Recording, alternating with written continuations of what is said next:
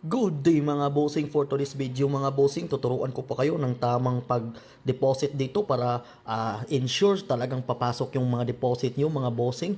So halimbawa na lang po nito, mag-deposit tayo ng 8,000, ayan mga bossing. So dito mga bossing, ibabay now nyo yan. At tapos pag nagbabay now kayo dyan mga bossing, enter nyo lang po yung GCash number nyo po. Ayan.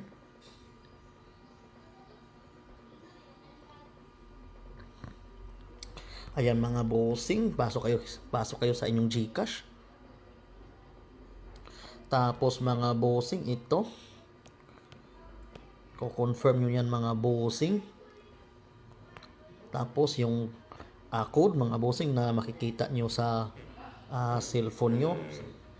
Ayan. Ayan mga bossing, pag success na mga bossing, ito yung pinaka dapat nyong gawin para talagang pumasok sa account nyo yung dineposit nyo. Pagdating nyo nito bossing, balik kayo doon sa tech. Ayan mga bossing, talagang wag nyong galawin yan mga bossing.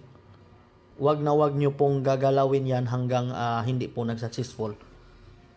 So, ayan, successful na bossing. So, yung iba kasi mga bossing, click here yung click here to open GCash app. So, bakit naman po kayo mag-click here to open GCash app? Ano bang kailangan nyo doon? Di ba? Tapos na po kayo mag-deposit. At ito mga bossing, yung iba naman talagang sobrang excited masyado. Kahit hindi pa po na-successful, back ng back. Kaya talagang yung nangyayari dyan, hindi papasok yung mga deposit nyo, back ng back lang sila. Di ba? So, yan, nag-deposit na, nag-successful ipid na, pwede na kayong mag-back. Pagka-back nyo dito mga bossing, punta kayo dito sa income.